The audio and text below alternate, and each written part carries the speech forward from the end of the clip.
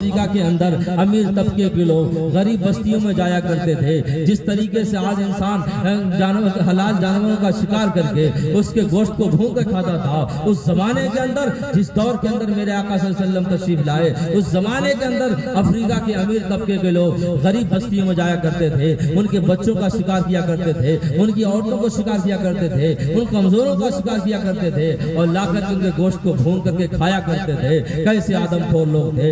Italy کے سرزمین پر آپ نیٹ کے اوپر سرچ کریں تو آپ کو معلوم ہوگا آج بھی 2000 سالہ اسٹیڈیم موجود ہے. جب وہاں کا بادشاہ جب عید منایا کرتا تھا، اس کے منانے کا طریقہ یہ تھا، سارے اسٹیڈیم کے ارد گرد لوگوں کو جمع کر دیتا اور جمع کرنے کے بعد اس اسٹیڈیم کے بیچوں بیچ میں ایک کمزور قیدی کو لا کر کے رکھ دیتا اور اس کے اوپر ایک بھوکے شیر کو چھوڑتا اور بھوکا شیر اس آدمی کا شکار کیا کرتا تھا. لوگ تالیاں بجا کر کے خوشیاں منا کر کے عید منایا کرتے تھے. ذرا دل پہ ہاتھ رکھ کے سوچنا اے امت مسلمہ کے لوگوں، اے نبی کے دیوانوں، ذرا دل پہ ہاتھ رکھ کے سوچنا ایک کمزور پر ظلم کیا جا رہا تھا اور یہاں اللہ اکبر لوگ ٹھٹھے بازیاں کیا کرتے تھے دیکھ کر کے. کیسے آدم خور لوگ تھے. یہیں تک محدود نہیں بلکہ تاریخ کے ورق کو آپ اٹھائیں، یونان کی سرزمین پہ دیکھیں، وہاں کے بڑے بڑے فلسفی، بڑے بڑے یونانی اطباء، انہوں نے دنیا کے اندر جتنی بیماری ہو سکتی ہے ساری بیماری کا علاج انہوں نے جان لیا تھا. اور یہاں تک کہ ان کی بہت بڑا قول تھا، انہوں نے کہا تھا جس دن ہم موت پہ کنٹرول کر لیں گے اس دن ہمارے سامنے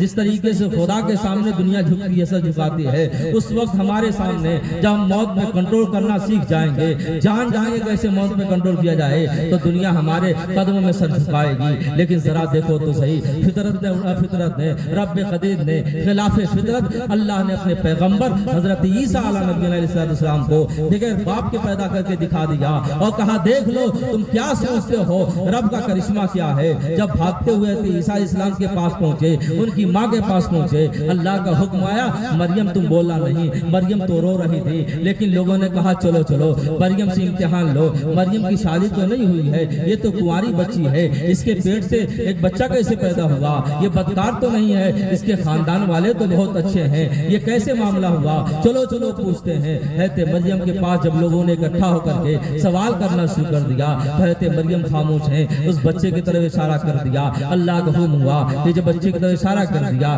قرآن مقدس کی آیت ہے، حضرت عیسیٰ علیہ نبی علیہ السلام اپنی ماں کے گود سے بول پڑے انی عبد اللہ آتانی الکتاب وجعلنی نبیا.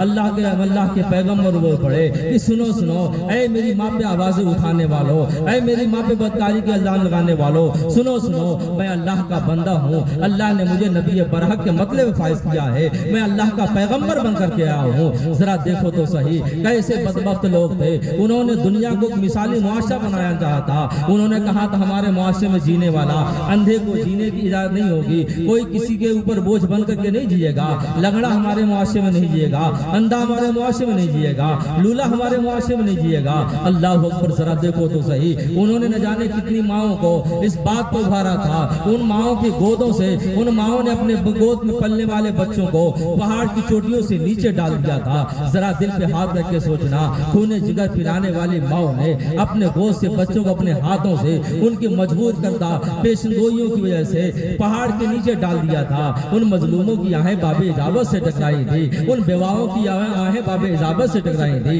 ان ماؤں کو جن ماؤں کو منڈیوں کے اندر بیچا جا رہا تھا ان ماؤں کی آواز نے باب اجابت سے جا ٹکرائی. پروردگار عالم کی بارگاہ میں آواز دیا تھا. ان بچیوں کو جن بچیوں کو زندہ دفن کیا جا رہا تھا ان بچیوں نے آواز دیا تھا اے پروردگار عالم کب بھیجے گا اپنے پیغمبر کو، نبی آخر الزماں کو جو ہمیں ظلم سے چھٹکارا دلا دے. تو کب بھیجے گا اپنے پیغمبر کو جو ہمیں پہاڑ سے گرنے سے بچا لے. کب بھیجے گا اپنے پیغمبر کو جو ہمیں گرتے ہوئے کو سہارا دے دے، ہمیں مرتے ہوئے کو بچا لے. اللہ اکبر. ذرا دیکھو تو صحیح رب قدیر کی بارگاہ میں جب ان مظلوموں کی آہیں آواز دے رہی تھی اے پروردگار عالم اپنے محبوب کو تو کب بھیجے گا جو آئے گا تو صدیق اکبر کو صداقت کا تاج پہنا دے گا. اے محبوب تو کب اپنے محبوب کو اے پروردگار عالم تو کب اپنے محبوب کو بھیجے گا جو آئے گا تو میرے فاروق کو شجاعت کا جام بنا دے گا، شجاعت کا علمبردار بنا دے گا. تو کب بھیجے گا اس محبوب کو جو دنیا میں آئے گا تو عثمان کو سخاوت کا تاجدار بنا دے گا، مولا علی کو شجاعت کا تاجدار بنا دے گا، بلال کو دین کا حلال بنا دے گا. اللہ اکبر. آواز آ رہی تھی اے مظلوموں سنو سنو، اے بیواؤں سنو سنو، اے منڈیوں میں بکنے والی ماؤں سنو سنو.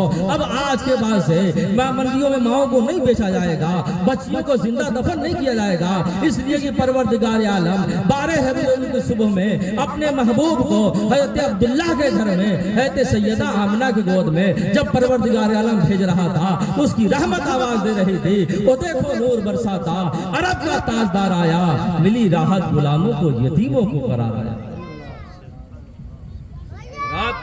اللہ کے پیغمبر نبی آخر زمان رحمت للعالمین بن کر کے رحمت کا تاج پہن کر کے اس دنیا میں 12 ربیع کی صبح میں تشریف لائے۔ اس سے افضل دن اور کیا ہو سکتا ہے؟ ہم تو گرتے ہوئوں کو سہارا دینے کے لیے نبی تشریف لائے۔ ہر ایک ذرہ چمک اٹھا ہے مہتاب ضیاء بن کر، فضا کو جگمگایا آپ نے شمس الضحیٰ بن کر، میرے سرکار آئے درد سیاں کی دوا بن کر، سکون قلب مضطر غم زدوں کا آسرا بن کر۔ خدا شاہد ہے بڑی مشکل میں تھے اللہ کے بندے، وہ تشریف لائے دفتن مشکل کشا بن کر۔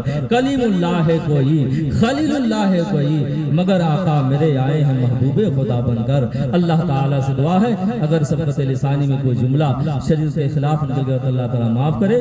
السلام علیکم ورحمۃ اللہ۔